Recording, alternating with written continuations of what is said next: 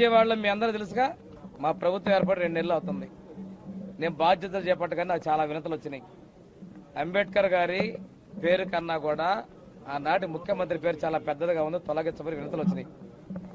సరే, అది సందర్శన చేసిన తర్వాత చూద్దాం, ఒక ముఖ్యమంత్రిగా ఉన్నారు కాబట్టి అని మేము చాలా మంది అర్జీలు ఇచ్చారు, కుల సంఘాలు ఇచ్చారు, అదేవిధంగా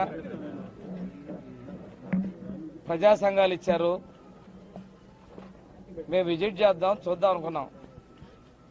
ఈసేది గతంలో అంటే ఆ ప్రభుత్వానికి భయపడ్డారు. అర్ధరాత్రి అంబేద్కర్ అభిమానులు ఎవరో ఆ పేరు తొలగిస్తే నానా యాగి చేస్తా ఉన్నారు. ఈరోజు ప్రశాంతంగా అక్కడ జరుగుతూ ఉంది. నేను ఒకటే అడుగుతున్నా, అంబేద్కర్ విదేశీ విద్యానిధి పేరు పథకం తీసేసి తన పేరు పెట్టుకున్నప్పుడు దాని రోషం, ఆయన అంబేద్కర్ పేరు ఈరోజు ఎవరు తీసేయాలి అక్కడ, దానికన్నా ధాటిగా నీ పేరు పెట్టుకున్నారని ఎవరో కడుపు మాడినటువంటి ప్రజలు చేశారు, అర్ధరాత్రి కూడా జరిగారు.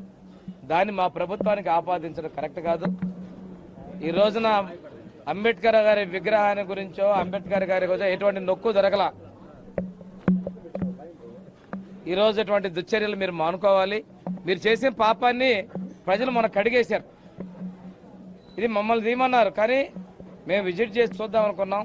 ఈ లోపు ఎవరో కడుపడినటువంటి వాళ్ళు బాధతో ఎప్పుడో చేశారు. దీనికి ప్రభుత్వానికి ఎటువంటి సంబంధం లేదు. ప్రభుత్వానికి మట్టి పోసేటువంటి, కళంకిత పోసేటువంటి పనులు మీరు చేయొద్దు.